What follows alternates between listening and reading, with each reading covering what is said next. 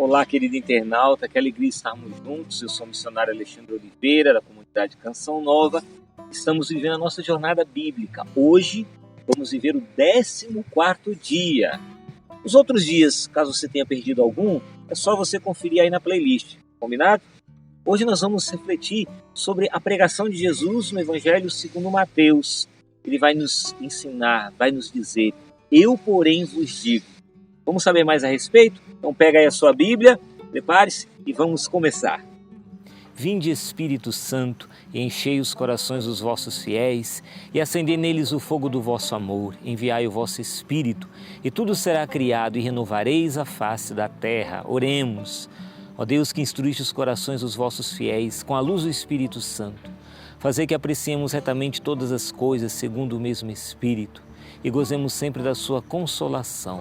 Por Cristo Senhor nosso. Amém.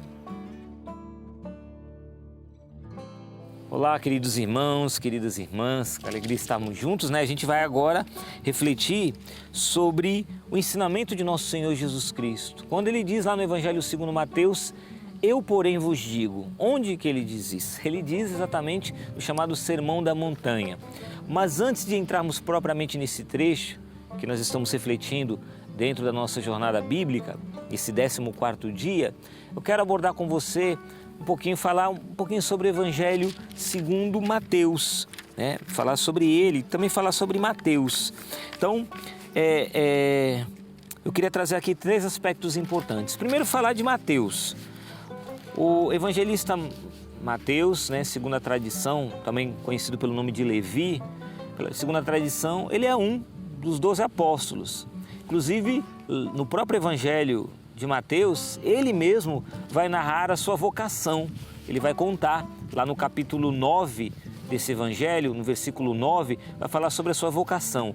Quando ele estava ali, ele era um coletor de impostos, ele se encontrava ali na coletoria de impostos, né? E você sabe que naquela época os coletores de impostos eram pessoas muito malquistas, né, pelos demais israelitas, pelos judeus, porque o coletor de imposto, ele coletava, o nome já diz, né, coletava imposto, mas não era para Israel, ele coletava imposto para exatamente os opressores, os dominadores, que na época eram os romanos, né? Os romanos haviam conquistado ali Israel estava sob o jugo de Roma, e o coletor de impostos sendo judeu, ele coletava dinheiro, imposto para Roma.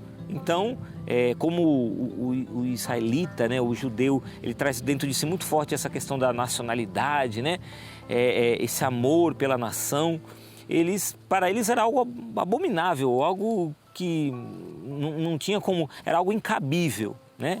Um israelita tirar dinheiro do seu irmão, né, do seu compatriota, melhor dizendo, e dar para o romano. Então, Levi, né, Mateus, ele era alguém detestado pelos demais, né, considerado pecador público, um pecador, né, alguém muito malquisto.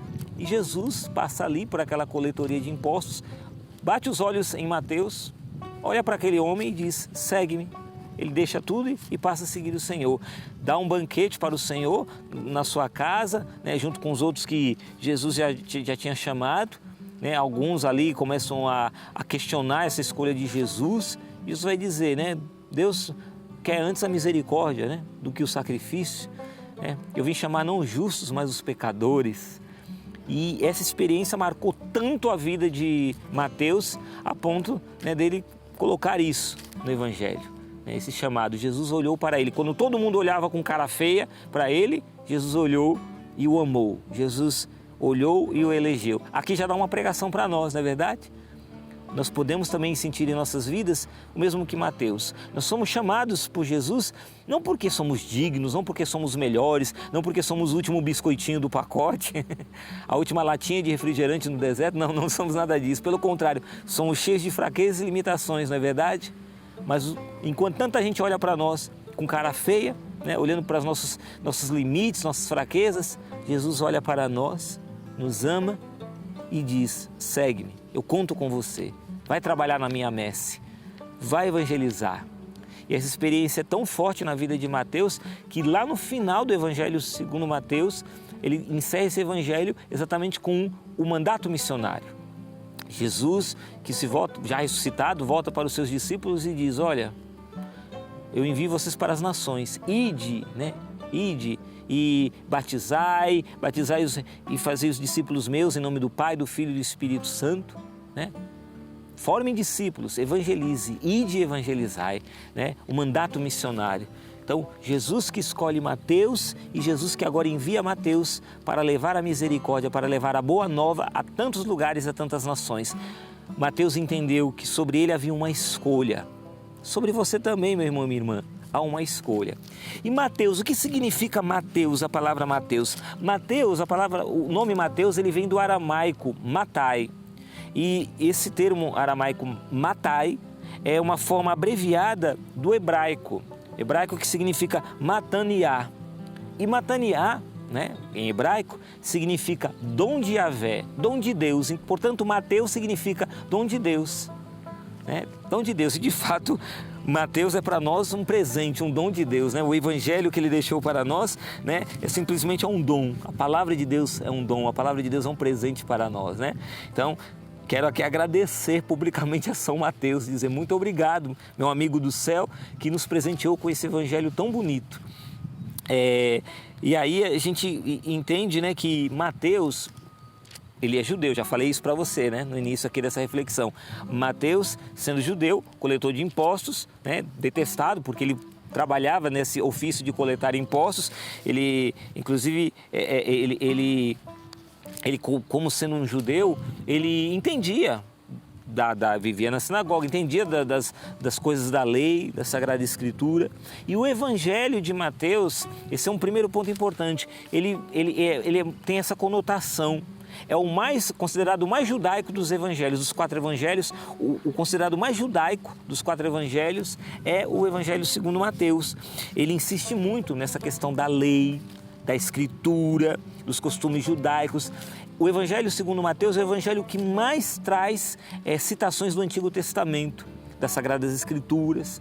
É o evangelho que, muito mais do que Marcos e do que Lucas, ele vai mostrar costumes judaicos, né? Ele faz questão de mostrar isso, porque ele é judeu, né? E ele, vivendo ali na Palestina, né? Ele faz questão de mostrar isso, né? Jesus que traz, né, o seu ensinamento, mas traz o seu ensinamento, trazendo esse ensinamento pautado também na lei. E aí já vamos entrar no eu porém vos digo, para você entender que ele traz a lei. Jesus vai citar muito a lei no Evangelho segundo Mateus, mas traz uma nova dinâmica. Depois, um segundo ponto importante do Evangelho segundo Mateus é que Mateus, ele faz questão de mostrar Jesus como o mestre, né? O mestre por excelência, o docente por excelência, aquele que ensina.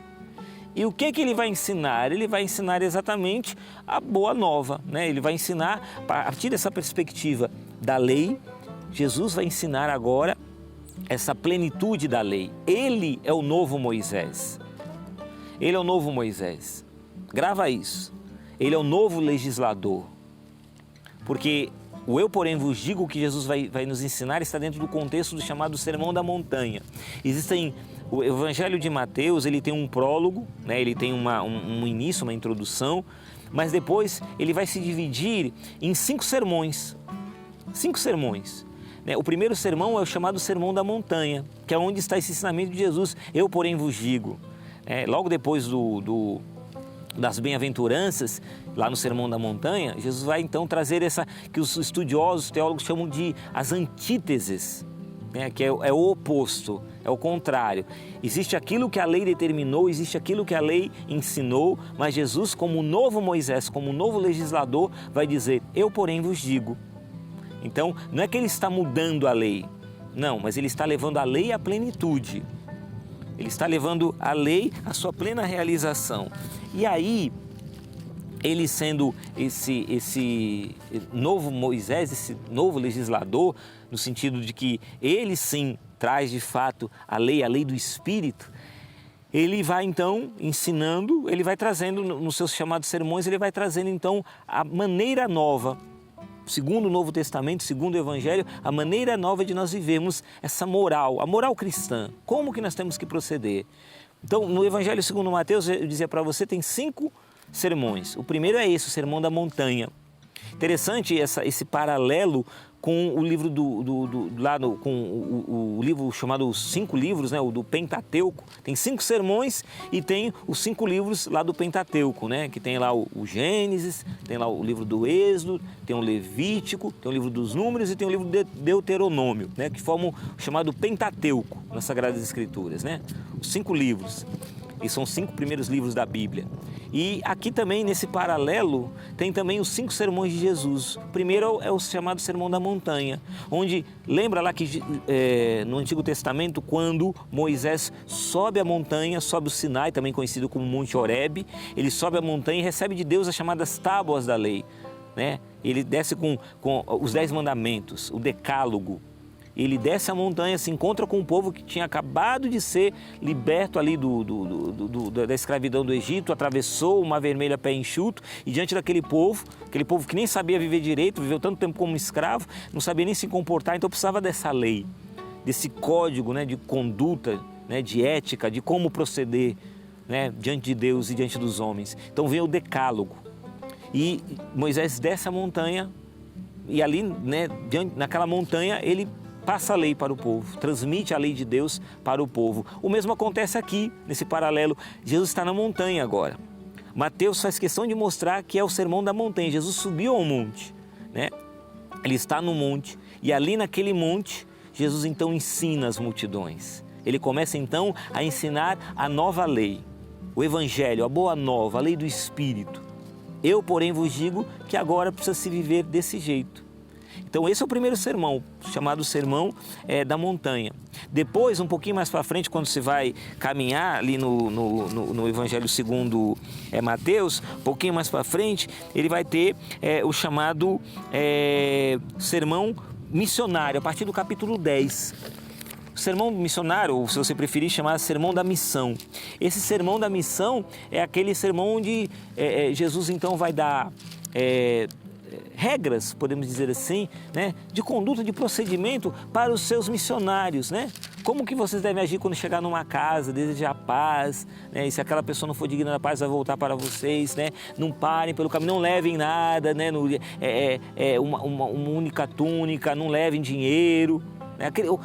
Os ensinamentos de Nosso Senhor é chamado então o Sermão da Missão, o Sermão Missionário, a partir do capítulo 10.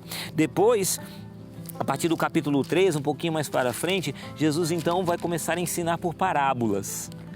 E Mateus faz questão de frisar essa questão das parábolas, que é a pedagogia de Jesus para ensinar o povo mais simples, o povo mais humilde, com uma linguagem que o povo conseguia entender. E também, muitas vezes, aquilo que o povo não conseguia entender, depois Nosso Senhor explicava para os seus discípulos, aqueles que estavam os 12 que caminhavam mais próximo a Ele. Então é chamado Sermão das Parábolas. Esse é o terceiro sermão no Evangelho segundo Mateus, chamado Sermão das Parábolas. Depois vem no capítulo 18 o chamado Sermão da Comunidade. E esse Sermão da Comunidade é interessante porque ele vai falar também sobre a questão do perdão, né, da reconciliação. Ele vai falar aqui também sobre a questão da igreja, né, nesse capítulo 18. Né? Mas aí a igreja, aguenta um pouquinho, que eu já vou falar da igreja, tá bom? E aí esse é o chamado dessa vida em comunidade. E depois, no final, já quase no final, ali no capítulo 24, capítulo 25, vem chamado o quinto sermão, que é o chamado sermão escatológico. O sermão que vai falar do fim, do juízo, o juízo de Deus, do fim dos tempos. Então ele vai falar sobre isso. E logo depois desses 5 sermões, vem então toda a narrativa da paixão, morte e ressurreição de Nosso Senhor Jesus Cristo. Terminando então ali, né, no capítulo 28, com Jesus ressuscitado enviando, né, os seus discípulos, enviando os 12, né, para que tornem discípulos todos os povos, todas as nações, né, ide e evangelizai, mandato missionário. Bom, e aí eu falei para você que eu ia falar da igreja um pouquinho depois, né? Porque esse também é o Evangelho segundo Mateus, que é o terceiro ponto importante. Vamos recapitular. Primeiro ponto que eu quero trazer para você é isso. Primeiro ponto do Evangelho segundo Mateus é que Mateus, ele insiste muito na lei. na Escritura. Ele faz questão de frisar isso, a lei, a Escritura, os costumes judaicos, porque ele era judeu, né? Então, o judaico dos evangelhos, os 4 evangelhos, é o evangelho segundo Mateus. Segundo ponto é que Mateus faz questão de mostrar que Jesus ele é o mestre por excelência, o novo Moisés, o legislador, aquele que pega a lei, mas ele não se detém na lei do jeito que ela se encontra, mas ele vai levar a lei à sua plenitude, sua plena realização. E o terceiro ponto é que esse evangelho de Mateus é o evangelho chamado também pelos estudiosos como o evangelho da igreja. No capítulo 16 e no capítulo 18 ele vai falar sobre a igreja. Interessante, ele vai falar sobre a igreja. Até ele vai dizer sobre essa autoridade, né? O que ligares na terra será ligado no céu. Ele vai falar a respeito daquele irmão que você procura se reconciliar com ele. Se ele não quiser se entender com você, chama a igreja. Vocês dois vão diante da igreja para se reconciliar. E se aí também não se resolver, seja considerado, né, ali um pagão, publicano, né? Ele cita a igreja. Mas veja, a igreja para Jesus aqui no Evangelho segundo Mateus não é o novo Israel. Ela não é o novo Israel, mas ela é o verdadeiro Israel. Então veja, Jesus ele a partir dessa concepção de Mateus no seu evangelho, Jesus a igreja, ela não é o novo Israel, mas ela é o verdadeiro Israel, né? Então, ou seja, a igreja, o povo de Deus, nós batizados, ele não sucede a Israel, não é uma sucessão, mas pelo contrário, a igreja, aqui que Mateus faz questão de indicar a direção para a qual Israel deve seguir, que é para a igreja, porque Israel rejeitou Jesus aqui. Ele vai deixar isso muito claro. Os fariseus, os doutores da lei, aqueles que eram pelo menos chamados a serem os guardiães da lei, eles rejeitaram o nosso Senhor. Então Israel rejeitou a Jesus, né? Aqui, segundo a concepção que Mateus vai trazer, rejeitou. E quem que vai aceitar Jesus? A igreja. Quem vai acolher Jesus, os mandamentos de Jesus? A igreja. Quem vai acolher a doutrina de Jesus, as palavras de Jesus? A igreja. Então a igreja agora ela é o verdadeiro Israel, né? Onde aquele Israel que não se converteu a Jesus, ele deve avançar para alcançar a sua culminação. E no sentido inverso, né? Imagina uma estrada de 2 vias. Israel precisa caminhar em direção à igreja, entender que a igreja agora é o verdadeiro Israel, que cumpre a vontade de Deus. Por outro lado, a igreja também, ela, olhando para o Evangelho segundo Mateus, ela olha para Israel e descobre ali as suas próprias raízes. Bonito isso, né? Por quê? Porque aqui, Mateus, ele se dirige sobretudo aos cristãos que eram judeus convertidos ao cristianismo. Eram judeus, mas eram convertidos ao cristianismo. E aqui um detalhe importante, o Evangelho segundo Mateus, ele foi provavelmente escrito ali por volta, do jeito que a gente conhece o Evangelho segundo Mateus, porque se fala muito de um evangelho original, que foi escrito muito antes em hebraico. Se fala desse Evangelho de Mateus que foi escrito em hebraico. Porém, né, não se foi, isso aí é algo que ainda, né, há muita discussão a respeito disso. Mas o Evangelho de Mateus, tal qual a gente conhece, ele foi escrito por volta do ano 70. E no ano 70, o que aconteceu? No ano 70, foi logo após a destruição de Jerusalém, né? Quando Jerusalém foi destruída. E aí, após a destruição do templo, a destruição de Jerusalém, ali que tudo foi queimado ali por Nero, lembra? Que ele tacou fogo em tudo ali, mandou queimar tudo, aquela coisa toda que ele perseguiu os cristãos, toda aquela grande perseguição que teve, né? Toda aquela destruição do templo, né? Que ele mandou, houve a destruição do templo em 70 depois de Cristo.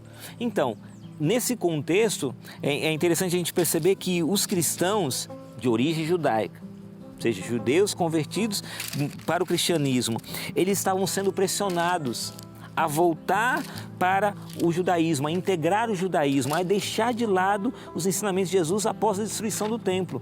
Mateus então escreve esse evangelho, né, inspirado pelo Espírito Santo, também direcionado a esse público-alvo, para que esses homens e mulheres que eram judeus, mas haviam aceitado a fé em nosso Senhor Jesus Cristo, haviam acolhido a fé em nosso Senhor Jesus Cristo, haviam aceitado a sã doutrina, eles a partir de agora, eles precisavam ser conscientizados.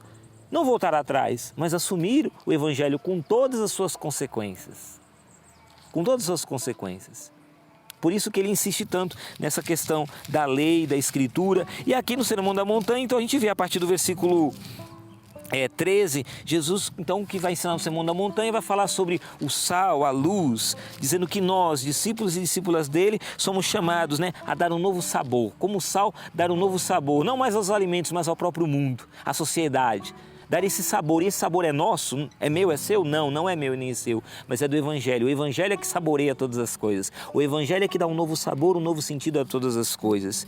Depois, Jesus vai falar sobre, a partir do versículo 17, sobre a nova justiça. Essa justiça que não vem da lei, mas vem exatamente de Deus, do Pai. Podemos dizer assim, entre aspas, que o tema preferido de Jesus que ele falava era o Pai.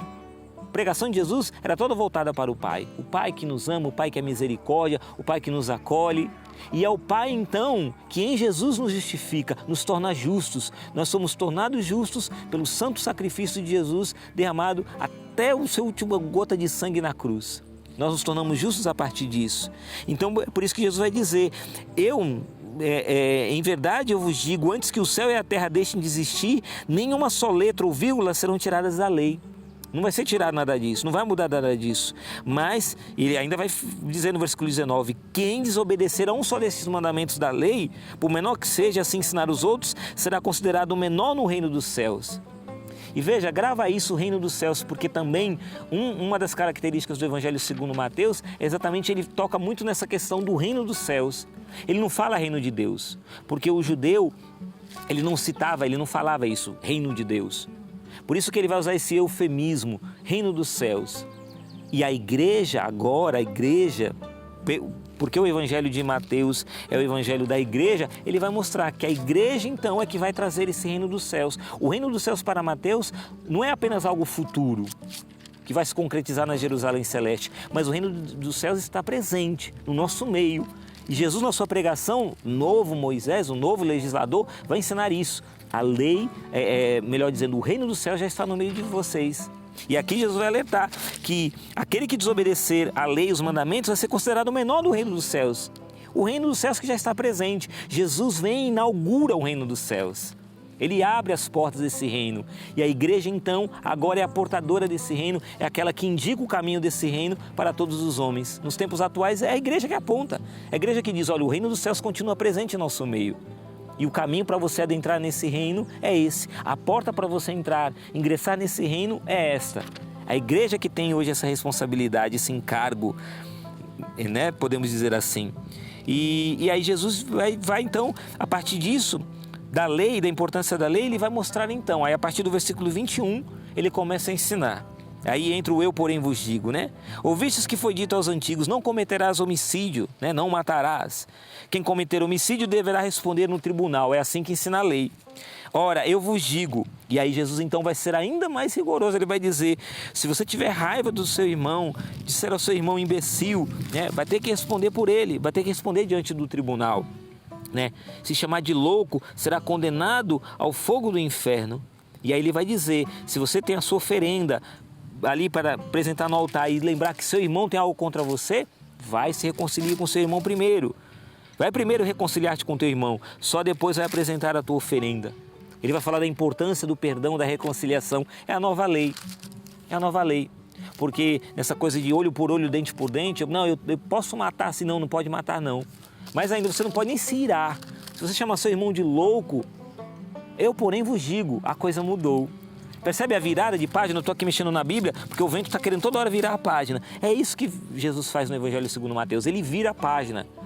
Ele não despreza a lei. Ele continua dando importância à lei. Só que ele vai levar a lei à sua plenificação.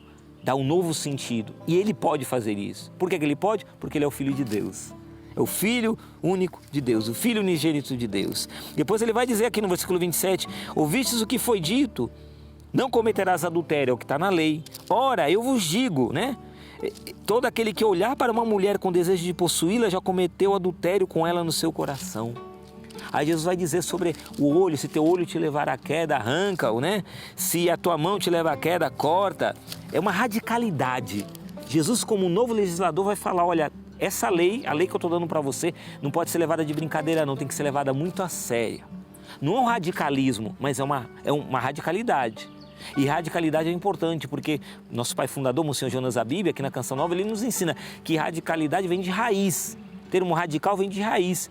Como é que uma árvore... Tem aqui árvores aqui do meu lado aqui. Nesse lugar tão lindo aqui, tem árvores aqui. Essa árvore, ela tem raiz. Tem uma raiz enorme aqui. Então, veja essa raiz dessa árvore. Ela tem raiz, ela só pode dar frutos, só pode dar folhas. A seiva percorre pelo seu tronco porque ela tem raiz. Então, radical significa isso, aquele que tem raiz.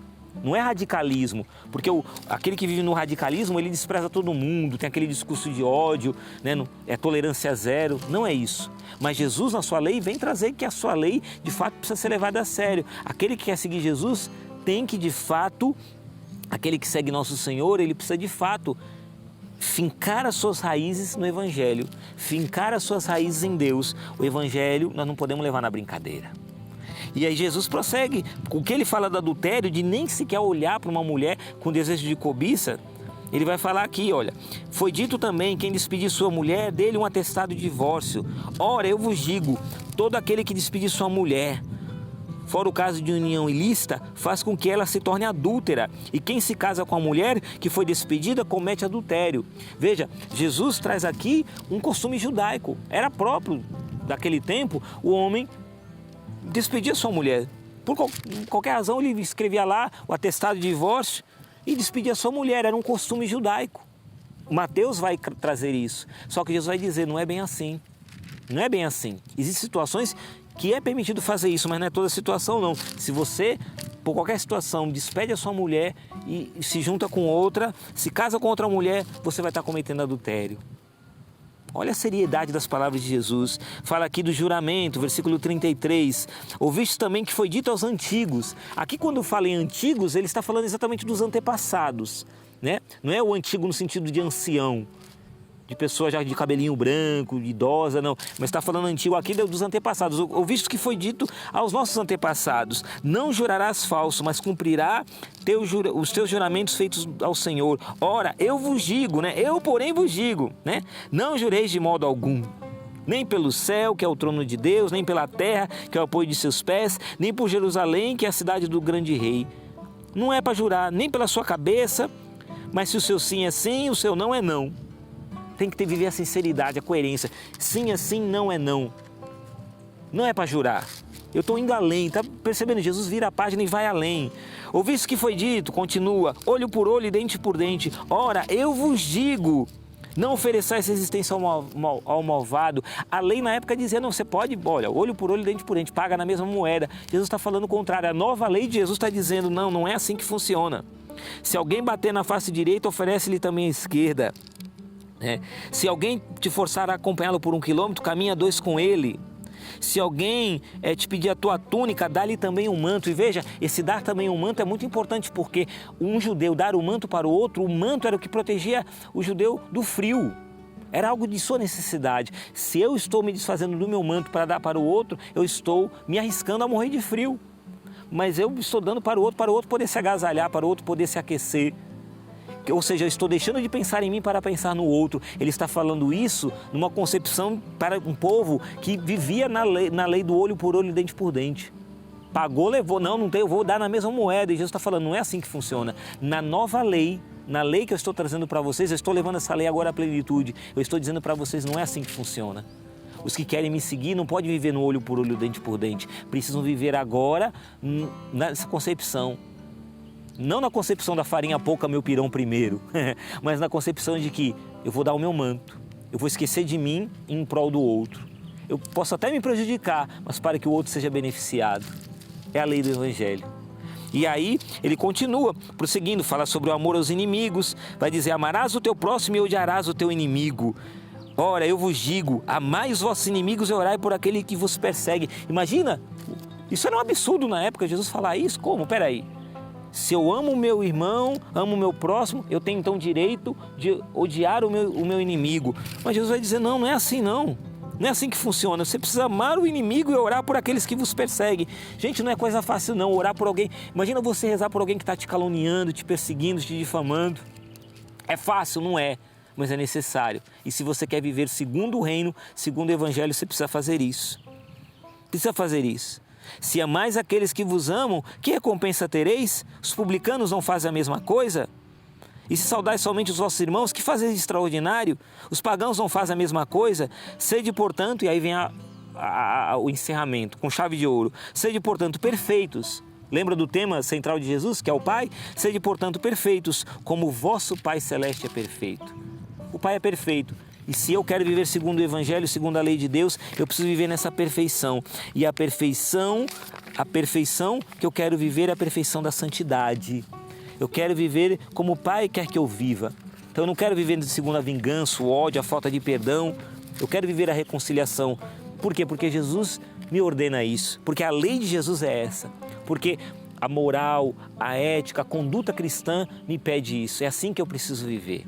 Então Mateus vai de forma muito bonita, muito bela nos ensinar isso. Eu quero, já encerrando essa reflexão com você, eu quero, antes da gente poder rezar, eu quero contar essa historinha, né? Havia um chefe de uma tribo de índios que ele dizia, ele já estava para morrer, ele chamou seus 3 filhos, eles viviam ao pé de uma grande montanha.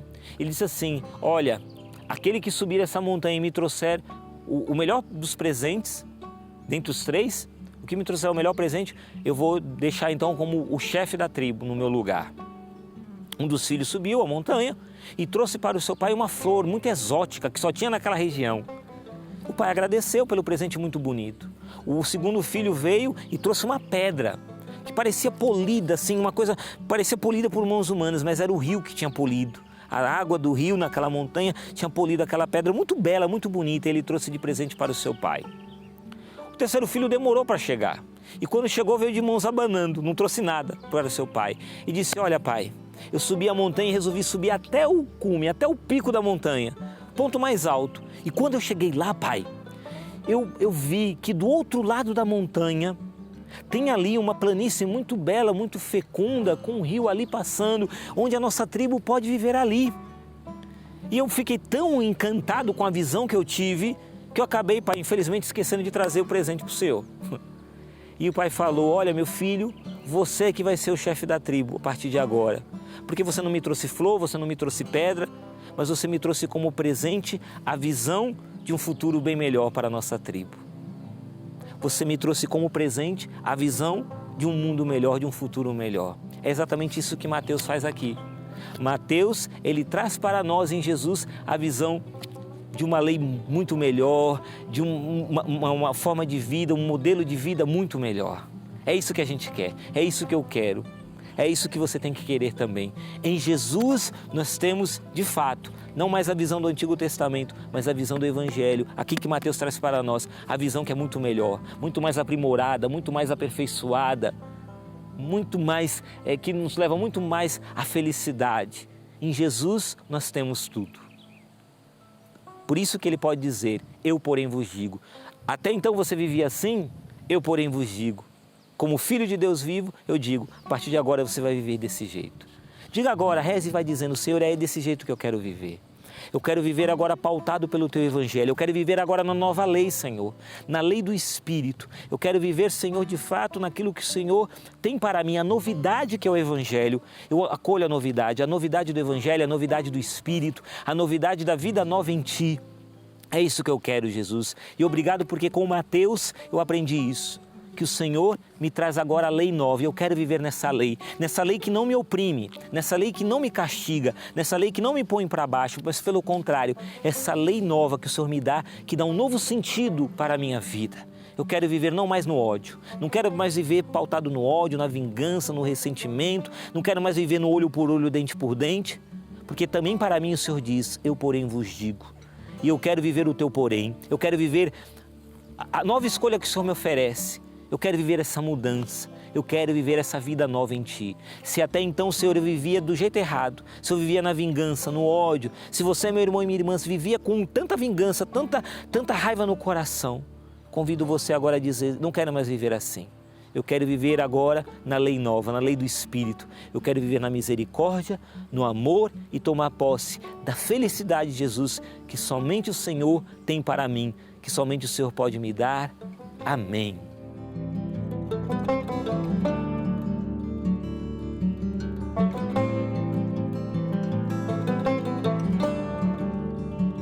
E aí, meu irmão e minha irmã, gostou desse 14º dia da nossa jornada bíblica? Tem mais para você, viu? Fica ligado aí. Amanhã, 15º dia, nós estamos caminhando por toda a história de salvação, pela beleza, pela riqueza das Sagradas Escrituras.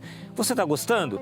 Então deixa aí nos comentários, né? Deixa nos comentários o que você está gostando, o que pode melhorar a sua sugestão. Enfim, deixa aí nos comentários. Nós queremos interagir com você, tá bom? É muito importante para nós esse seu feedback. Combinado? É isso. Terminamos por aqui esse 14º dia. Continue conosco. Temos toda uma caminhada pela frente. Fica com a gente porque vai valer a pena. Alimente-se da palavra de Deus. Tá sendo bom demais. Tamo junto, viu? Fique com Deus. Um forte abraço. Estivemos reunidos em nome do Pai, do Filho e do Espírito Santo. Amém.